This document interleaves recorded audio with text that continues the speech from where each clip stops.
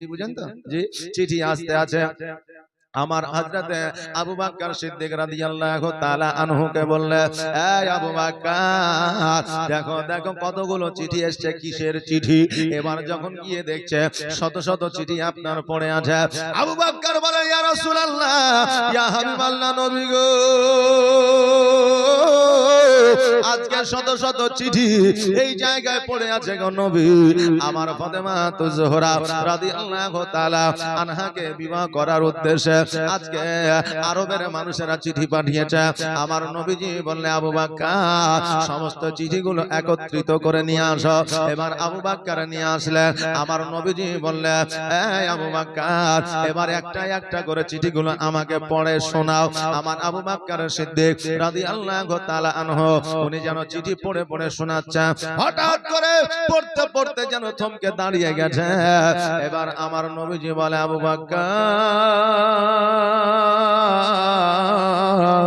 আজকে চিঠিগুলো পড়তে পড়তে দাঁড়িয়ে গেলে কেন থমকে গেলে কেন বলো বলো আবু বকর বললে হুজুর গো এতগুলো চিঠির মধ্যে এমন একটা চিঠি এসেছে গো নবী যার নামখানা দেখেই চমকে গেছি বলে কার চিঠি আবু বকর বলে হুজুর গো এই চিঠিটা আরবের মধ্যে আর অন্য কারো চিঠি নয় এই চিঠিটা হলো আমার হযরতে আলী সঙ্গে সঙ্গে আমার নবীজি চিঠিখানা নিয়ে নিলেন নেওয়ার পরে ঘরের মধ্যে গেলেন কারণ পার্সোনাল চিঠি পার্সোনাল জায়গায় দেখা ভালো এটা আমার নবীজি শিখিয়ে গেছে অপরের চিঠি দেখতে বারণ করে গেছে পার্সোনাল চিঠি গোপনীয় চিঠি চার চিঠি তাকে দিয়ে দিতে বলা হয়েছে বাবারে আমার নবীজি চিঠিখানা যখন খুলেছে আসসালামু আলাইকুম ওয়া আলাইকুম আসসালাম আমার নবীজি সালামের উত্তরখানা দিলেন এবার চিঠিটা লক্ষ্য করে দেখছেন জানো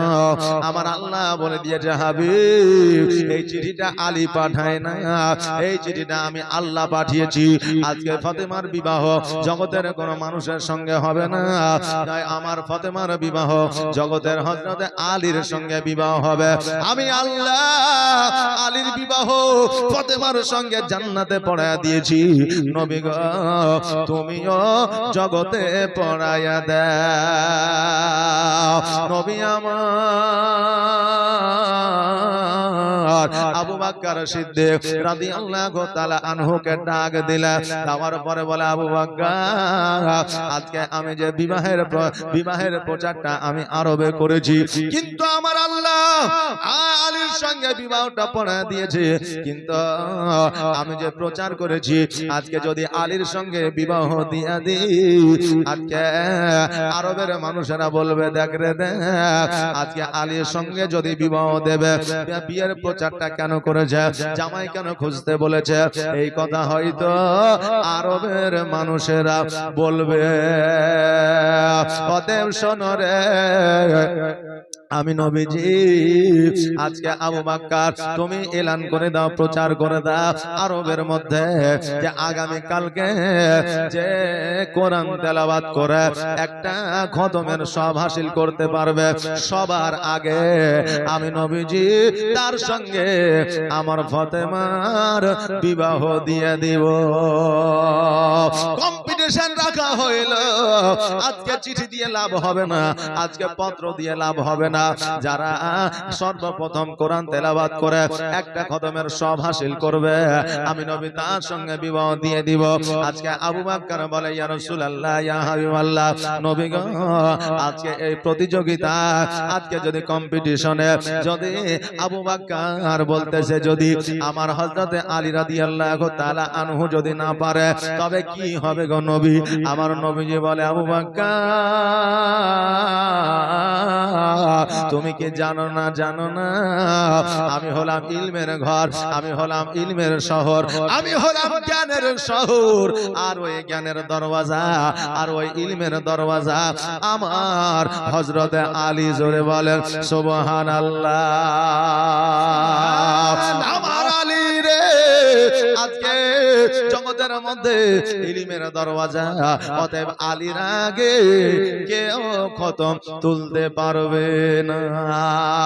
আবু বকর সিদ্দিক রাদিয়াল্লাহু তাআলা আনহু উনি যেন বাবা এলান করে দিলেন আগামী কালকে সকালবেলা মসজিদে আসিয়া যারা কোরআন তেলাওয়াত করে, যারা এক কদমের সব হাসিল করবে, আমার ফাতেমার সঙ্গে তার বিবাহ হবে। পরের দিন সকালবেলা আপনার হিন্দু, মুসলিম, ইহুদি, খ্রিস্টান, নাসারা সকল মানুষ আসিয়া যেন কোরআন তেলাওয়াত করেছে আমার ফাতেমাকে বিবাহ করার উদ্দেশ্যে। এবার আপনি বলবেন হুজুর গো, কোরআন তো আরবি ভাষায় লেখা, কোরআন তো আরবি বাক্যে লেখা, আজকে কেমন করে বেধর্মীরা পড়তে পারলো? এ বাবা, আজকে আমরা বাঙালি, আমরা বাংলা ভাষায় যে কোনো কিতাব, যে কোনো বই যদি লেখা থাকে আমরা সেটা পড়তে পারি। সে যে ধর্মেরই হোক না কেন, সে যে ধর্মেরই হোক না কেন সে পড়তে পারবে। আরবের ভাষাটাই ছিল আরবি ভাষা। আজকে ইহুদি, নাসারা, খ্রিস্টান, মূর্তি পূজারী, চন্দ্র পূজারী, সূর্য পূজারী সবাই যেন আরবি পড়তে পারতো। এই জন্য সবাই সম্মানের সহিত যত্ন সহকারে কোরআন তেলাওয়াত করতেছিল। আবু বকর রাদিয়াল্লাহু তাআলা আনহু যখন বাবা লক্ষ্য করলো সকলকে দেখা যায় কিন্তু আমার আলীকে দেখা যায় না, আবু বকর যাইয়া আমার নবীজিকে বলতেছে, ইয়া রাসূলুল্লাহ, ইয়া হাবিবাল্লাহ, নবী গো, আজকে ওই প্রতিযোগিতায়, আজকে এই কম্পিটিশনে আজকে আলীকে দেখা যায় না। নবী আমার বলে, আবু বকর, দেরি নয়, দেরি নয়, জলদি করে যাও, আমার আলী কোথায় আছে, আর আলীকে নিয়ে এসে তুমি কোরআন তেলাওয়াত করতে বলো। আমার আবু বকর সঙ্গে সঙ্গে জানো আমার হযরতে আলীকে খোঁজাখুঁজি করতে আরম্ভ করলে। আজকে খুঁজতে খুঁজতে যেন কোনো জায়গায় পাওয়া যায় না। হঠাৎ করে দেখছে যেন আমার আলী রাদিয়াল্লাহু তাআলা আনহু কয়েকটা ছাগল বকরি নিয়ে যাইয়া জঙ্গলের মধ্যে চড়াই করতেছে, আর আমার আলী একটা ফাঁকা জায়গায়, খালি জায়গা আপনার মাটির মধ্যে যেন শুয়ে আছে। আবু বকর যাইয়া বলল, হে আলী, তুমি কি জানো না, জানো না আজকে ফাতেমার বিবাহ তোমার সঙ্গে দেবে? একটাই আমার নবীজি কম্পিটিশন রেখেছে, প্রতিযোগিতা রেখেছে, যাও যাও যাও, জলদি করে চলে যাও। আলী রাদিয়াল্লাহু তাআলা আনহু এই কথাটা শুনিয়া চমকে উঠেছে। উঠার পরে বলতেছে, আবু বকর, আজকে আমার নবীজি আমার সঙ্গে কি ফাতেমার বিবাহ দেবে? কারণ হইল আমি হলাম গরিব মানুষ, আমার ঘর নাই, বাড়ি নাই, আমার জায়গা নাই, জমি নাই, আমার খেজুর গাছ নাই রে, আমার ছাগল নাই, বকরি নাই, আমার দুম্বা নাই, ওট নাই, আমার ফাতেমার কত বিবাহের কাজ আসিবে, আমি গরিব, আমার সঙ্গে কে দিবে? আবু বকর বলে, আলী রে, তুমি জানো না, জানো না আমার নবী তো তোমার সঙ্গে ফাতেমার বিবাহ দেবে, কিন্তু আমার আল্লাহ জান্নাতের মধ্যে তোমাদের বিবাহ পড়ায়া দিয়েছে। কিন্তু আলী, আমার নবীজি যে প্রতিযোগিতা রেখেছে ওই প্রতিযোগিতায় তোমাকে পাস করতে হবে, ওই প্রতিযোগিতায় তোমাকে 1 নম্বরে হতে হবে। বলে কি প্রতিযোগিতা?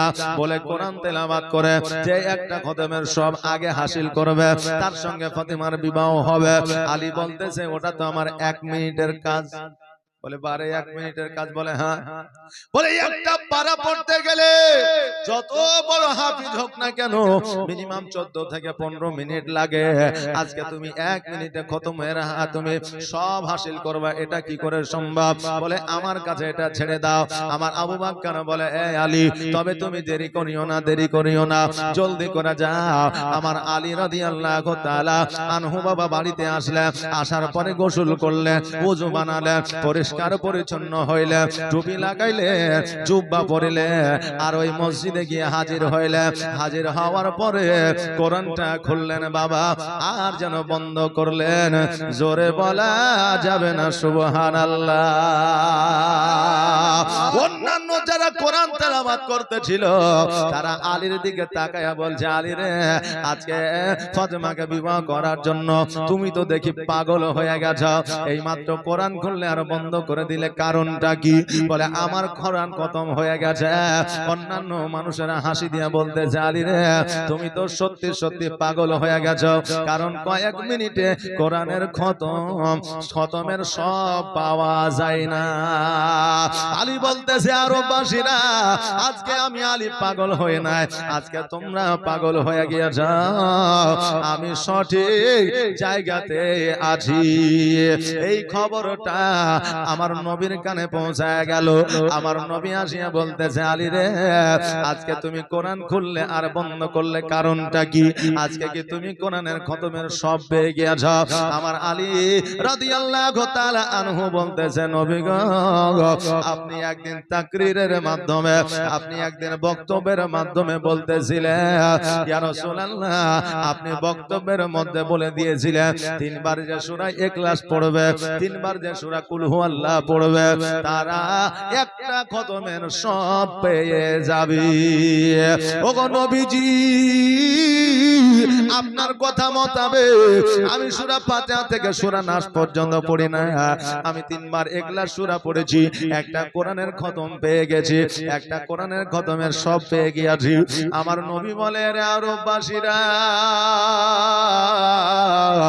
তোমরা আর পড়িও না, কারণ হইল আমার আলী একটা খতমের সব হাসিল করে নিয়েছে। জোরে বলেন সুবহানাল্লাহ। হে বাবা, এটা আজকের কথা নয়, আমার নবীজি নিজেই বলেছে তিনবার সূরা ইখলাস পড়িলে একটা খতমের সব পাওয়া যায়। বাবারে, এই জন্য রাত্রি বেলায় যখন বিছানায় ঘুমাইতে যাইবেন, হেডফোনে গান শুনবেন না, মোবাইল দেখবেন না, ঘুমানোর আগে ওযু করবেন, ওযু করার পরে বিছানায় যখন আপনি শুইবেন, শোয়ার পরে চোখটা বন্ধ করবেন, 3 বার থেকে 11 বার দরুদ শরীফ পড়বেন, আর বাবা পারলে 4 কুল পড়বেন, নইলে 3 বার সূরা ইখলাস পড়বেন।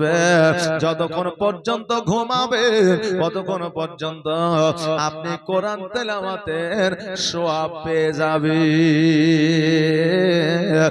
বাবাজি ভাইরা, তবে পড়ার মতো করে পড়তে হবে, দিল থেকে, অন্তর থেকে। বেরাদার, আমার নবী বললেন, রে আমার সাহাবীরা, আর কোরআন তেলাওয়াত করিও না, কারণ এই প্রতিযোগিতায় আমার আলী 1 নম্বরে এসেছে। জোরে বলেন সুবহানাল্লাহ। আর প্রেমের খেলা খেলছো দয়াল রে দয়া, তোর খেলা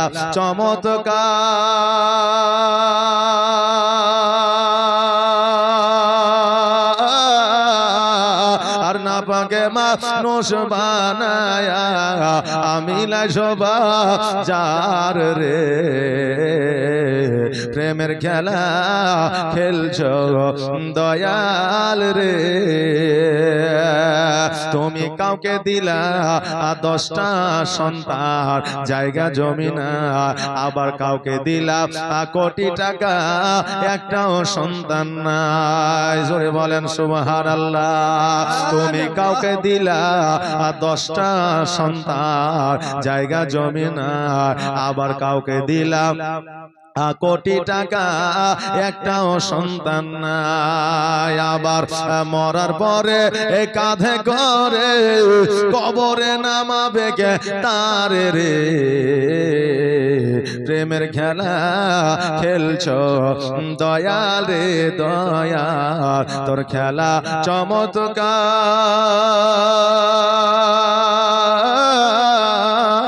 আর না পাকে মানুষ বানায়া আমি লাশবা যার রে, প্রেমের খেলা খেলছো দয়াল রে। ও বাবাজি ভাইরা, আমার হযরতে আলী রাদিয়াল্লাহু তাআলা আনহুকে ডাক দিলে, দেওয়ার পরে বলে, আলী রে, আজকে আমার বেটি ফাতেমাকে যে বিবাহ করবা, আমার বেটির সঙ্গে তোমার বিবাহ হবে। তবে আলী শোনো, আজকে কি তোমার কাছে মোহরানার টাকা আছে? আমার আলী বলতেছে, ইয়া রাসূলুল্লাহ, ইয়া হাবিবাল্লাহ, নবী গো, আমার কাছে মোহরানার টাকা তো দূরের কথা, আজকে আমার এক বেলা খাওয়ার মতো পয়সা না। নবী আমার বললে, হে আলী, আজকে যদি মোহরানা না থাকে রে, আজকে বিবাহ হবে না। এই জন্য মোহরানার টাকা তোমাকে ব্যবস্থা করতে হবে। আলী যেন চুপ করে দাঁড়িয়ে আছে। নবী আমার বলতেছে, আলী, আজকে তোমার বাড়িতে কি কি আছে বলো। নবী আমার যখন এই কথা বললে, আলী বলতেছে, আমার বাড়িতে একটা লোটা আছে, আমার বাড়িতে একটা তলোয়ার আছে, আমার বাড়িতে একটা ঢাল আছে। নবী গো, এটা ছাড়াই আমার বাড়িতে আর কিছুই না, এমনকি বাড়িখানা আমার না। আমি একটা খেজুর গাছের পাতা দিয়া ছোট্ট করে কুটির বানিয়েছি গো নবী, ওই জায়গায় আমি আলী বসবাস করি। আজকে এই তিনটা জিনিস ছাড়া আমার আর কিছুই নাই। নবী আমার বললে, আলী রে, আজকে তোমাকে তলোয়ার বিক্রি করতে হবে না। আজকে তলোয়ার বিক্রি করলে যুদ্ধের ময়দানে গেলে অসুবিধা আছে। আজকে তোমাকে লোটাটা বিক্রি করতে হবে না। লোটাটা বিক্রি করলে তোমার উযু করতে অসুবিধা হবে, পানি পান করতে অসুবিধা হবে। আলী, আজকে তোমার ঢালখানা বিক্রি করে দাও, কারণ ঢাল ছাড়াও যুদ্ধের ময়দানে যাওয়া যায়। আর ঢালটা তুমি বিক্রি করে দেওয়ার পরে আমার কন্যা ফাতেমার তুমি মোহরানা আদায় করে না। আজকে তুমি ঢালটা বিক্রি করে দাও, পরবর্তীতে আবার তুমি ঢালটা কিনে নিবে, তোমার কোনো অসুবিধা হবে না। আমার আলী রাদিয়াল্লাহু তাআলা আনহু যখন এই কথা শুনলে, সঙ্গে সঙ্গে বাড়িতে গেলেন। যাওয়ার পরে ঢালখানা নিলেন, আর ঢালখানা নামার পরে আমার নবীজির কাছে হাজির হইলে। নবী আমার বলে, আলী রে, আমার কাছে এসেছো ভালো কথা, তবে বাজারে যাও, আর যাওয়ার পরে ঢালটাকে বিক্রয় করো। আমি ততক্ষণতে এই জায়গায় দাঁড়িয়ে আছি, আমি এই জায়গায় মসজিদে আমি থাকছি, তুমি যতক্ষণ পর্যন্ত না আসবে ততক্ষণ পর্যন্ত আমি কোথাও যাব না। আলী রাদিয়াল্লাহু তাআলা আনহু ওই ঢালখানাকে লইয়া যেন বাজারের দিকে রওনা হয়ে গেল। কিছু দূর যাওয়ার পরে দেখছে যেন আমার হযরতে ওসমান গনি রাদিয়াল্লাহু তাআলা আনহু যেন বাবা দাঁড়িয়ে আছে। ওসমান গনি ডাক দিয়া বলতেছে, আলী, যুদ্ধ নাই, জিহাদ না, আজকে কোন রকমের দ্বন্দ্ব না, আজকে তুমি ঢাল নিয়া কোথায় যাও? আলী বলতেছে, ওসমান, তুমি কি জানো না, জানো না ফাতেমার সঙ্গে আমার বিবাহ আমার নবীজি দেবে, এই জন্য মোহরানা আদায় করার জন্য আজকে ঢালটাকে আমি বিক্রয় করব। ওসমান গনি বলতেছে, আলী, আজকে তুমি ঢালটা বিক্রয় করবে, বলো বলো দাম কত নেবে, তোমার এই ঢালের মূল্য কত নেবে? আমার আলী বলতেছে, আমার ঢালটা কে নিবে? ওসমান গনি বলতেছে, আমি নেব। এবার আলী বলতেছে, ওসমান, আমার ঢালখানা যখন তুমি নেবে, এতে আবার দামের কি আছে? দেখবেন বাবা, বন্ধু বান্ধবে যদি কিছু বেচা কেনা হয়, মোবাইল বলেন, বাইক বলেন, সাইকেল বলেন, যাই বলেন না কেন, তো বন্ধু এক বন্ধু অপর বন্ধুকে দামটা বলতে একটু লজ্জিত বোধ মনে করে, নাকি বলে যে তুই বন্ধু নিবি, তা এটার দাম দর কি আছে? বাবা, নিজের ভাই যদি আপনার জমি নিতে চায়, তো আপনি বলবেন সেখানে 1000 কম আর বেশি, তুই তো নিবি, তো যা নিবি নিবি, তোর সাথে আর দাম দর কি করবে, লোকে যা দিছে তুইও তাই দিবি, তাই বলে কি বলে না? বলে। এগুলো হচ্ছে আত্মীয়তার সম্পর্ক একটা থাকে, এই জন্য বলে। এই জন্য আমার আলী বলতেছে, ওসমান, আজকে ঢালখানা তুমি নিবা, তোমার সঙ্গে দাম দর আর কি করব, মূল্য তোমাকে আর কি বলবো, আজকে ঢালটার যে দাম সে যে রকম তোমার জুড়বে, আজকে যেই রকম তোমার মন চাইবে সেই রকম ভাবে তুমি এই ঢালটার বিক্রি করে এই ঢালটার মূল্য দাও, কারণ আমি আমার অতি শীঘ্রই অতি তাড়াতাড়ি আমার টাকার দরকার। আমার ওসমান গনি রাদিয়াল্লাহু তাআলা আনহু বলতেছে, তবুও বলো রে আলী, এর মূল্য তুমি কত নিতে যাও। আলী বলতেছে না না না, আমি বলবো না, তুমি যেটা দিবে আমি আলী সেটাই নিয়ে যাব। সঙ্গে সঙ্গে আমার হযরতে ওসমান গনি রাদিয়াল্লাহু তাআলা আনহু পকেটের মধ্যে বাবা হাত ঢুকাইলেন, আর পকেটের মধ্যে হাত ঢুকানোর পরে যত পকেটে টাকা ছিল সব টাকাগুলো বার করে আমার আলীর হাতে উঠাইয়া দিলেন। আলীর হাতে যখন উঠাইয়া দিলে আমার আলী রাদিয়াল্লাহু তাআলা আনহু অতি বাবা খুশি হয়ে গেলেন। এই জন্য খুশি হইলে যে আলী রাদিয়াল্লাহু তাআলা আনহু এতগুলো টাকা একসঙ্গে কোনদিন দেখে না। আলী বলতেছে ভাই তোমার ঢাল তুমি না, আর আমি আমার নবীজির কাছে যাই, ঢালখানা দিয়া আমার আলী রাদিয়াল্লাহু তাআলা আনহু যেন বাবা চলতে আরম্ভ করেছে। ওসমান গনি পেছন থেকে ডাক দিয়ে বলতেছে, এই আলী এত তাড়া কিসের, এত দ্রুত বেগে যাও, কারণটা কি? আমার একটা কথা তুমি শুনে যাও। আলী বলতেছে, ওসমান আজকে আমার জন্য আমার নবী দাঁড়ায় আছে, আজকে যদি নামে আমার নবী যদি আমার প্রতি বেজার হয়ে যায় আমি কিয়ামতের দিন জবাব দিতে পারবো না। এই জন্য দ্রুত বিক্রি করে আমার নবীর কাছে হাজির হতে চায়। ওসমান গনি বলে, আলী আজকে ফাতেমার সঙ্গে তোমার বিবাহ, আজকে তোমার যদি টাকা থাকতো পয়সা থাকতো তবে কি আমাদের দাওয়াত তুমি করতে না? আলী দুই চোখের পানি ছেড়ে দিয়ে বলে, ওসমান আজকে যদি আমার টাকা থাকতো পয়সা থাকো অট্টালিকা থাকতো জমি জায়গা যদি থাকতো আজকে তোমাকে দাওয়াত করে খাওয়ানো তো দূরের কথা, আজকে সারা আরো বাসীদের দাওয়াত করে খাওয়াইতাম। জোরে বলেন সুবহানাল্লাহ। এ বাবা জগতের মধ্যে লক্ষ্য করে দেখবে আল্লাহ যাকে টাকা দিয়েছে তার বাবা মন মানসিকতা না, আর আল্লাহ যাকে টাকা দেয় না তার বাবা মন মানসিকতা ভালো। কারণ হইল একটা ফকির দেখবে রাস্তা দিয়ে চলে যাচ্ছে, দেখবেন ধনী মানুষেরা ওই ফকিরকে টাকা পয়সা খুব কমই দেয়, দেখবেন গরিবেরাই গরিবের মূল্য বোঝে, এই জন্য গরিবেরাই ওই ফকিরটাকে আপনার সহযোগিতায় হাতটা বাড়িয়ে দেয়। এই জন্য বাবারে আমার আলী রাদিয়াল্লাহু তাআলা আনহু বলতেছে, এ ওসমান আজকে যদি আমার টাকা থাকতো পয়সা থাকতো যদি আমার ধন সম্পত্তি থাকতো আমি আমার সমস্ত আরো বাসীদের দাওয়াত করে খাওয়াইতাম। ওসমান বলে, আলী আজকে তুমি দাওয়াত করে খাওয়াইলে আজকে আমাকে একটা উপহার দিতে হতো নাকি বলেন? দাওয়াত খেতে গেলে আমরা উপহার দিত, উপহার দেওয়া যাবে, উপহার নেওয়াও যাবে। হে বাবা আমার ওসমান গনি বলতেছে, তুমি দাওয়াত করলে তোমার বাড়িতে খাইতাম, তোমার বাড়িতে যাইতাম, তোমাকে একটা উপহার আমাকে লাগতো। বলে হ্যাঁ। বলে, আলী রে আমি ওসমান গনি আজকে আমি তোমার ঢালটা আমি তোমার কাছে ক্রয় করেছি, আজকে এই ঢালখানা আমি তোমাকে উপহার দিয়ে দিলাম। জোরে বলেন সুবহানাল্লাহ। আলী রাদিয়াল্লাহু তাআলা আনহু বাবা খুশি হয়ে গেলেন, ওই ঢালখানা নিয়ে যেন আমার নবীজির কাছে হাজির হইলে। আমার নবীজি বলতেছে, আলী কি ব্যাপার আজকে তুমি ঢালখানা কেন বিক্রয় করনি? আজকে তোমার ঢালটাকে বিক্রয় হয় না। আমার আলী রাদিয়াল্লাহু তাআলা আনহু বলতেছে, ইয়া রাসূলুল্লাহ ইয়া হাবিবাল্লাহ, নবী গো আজকে আমার ঢালটাও বিক্রি হয়েছে, আমি টাকাও পেয়েছি, কিন্তু আমার ঢালখানা আমার কাছে এসেছে। নবী আমার বললেন, কেমন করে? আলী বলতেছে, ইয়া রাসূলুল্লাহ ইয়া হাবিবাল্লাহ, নবী গো আজকে এই ঢালখানা আমি বিক্রয় করতে নিয়ে যাচ্ছিলাম, ওসমান গনির সঙ্গে সাক্ষাৎ হয়ে গেল।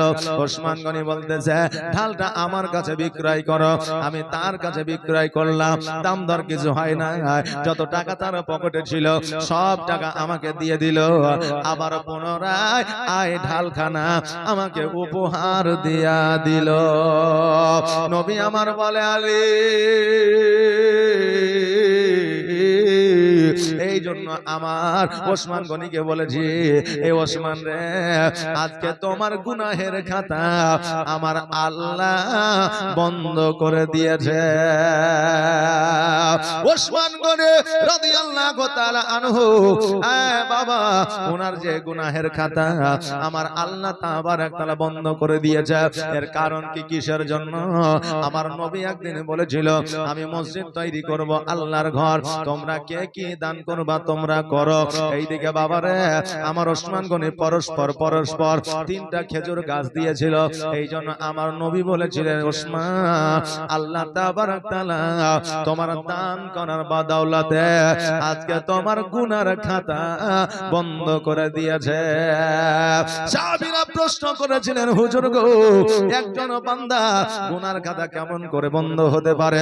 কারণ হয় না, মানুষ চলার পথে বলার পথে যে কোনো মুহূর্তে যে কোনো সময় গুনাহ করতে পারে, আর কোনো গ্যারান্টি না। কিন্তু গুনার খাতা কেমন করে বন্ধ হইবে? আমার নবী বলেছিল, শোনো রে, একটা পায়রা একটা কবুতর যখন তুমি বাড়িতে নিয়ে আসো, নিয়ে আসার পরে ওই কবুতরটাকে তুমি ছেড়ে দাও, দেখবে উড়ে পালাতে পারবে না, কারণ তার পর পাখাগুলো উঠিয়ে নেওয়া হবে। পর পাখা উঠিয়ে নিলে ওই কবুতর উড়ে পালাতে পারবে না, ওই পায়রা উড়ে পালাতে পারবে না।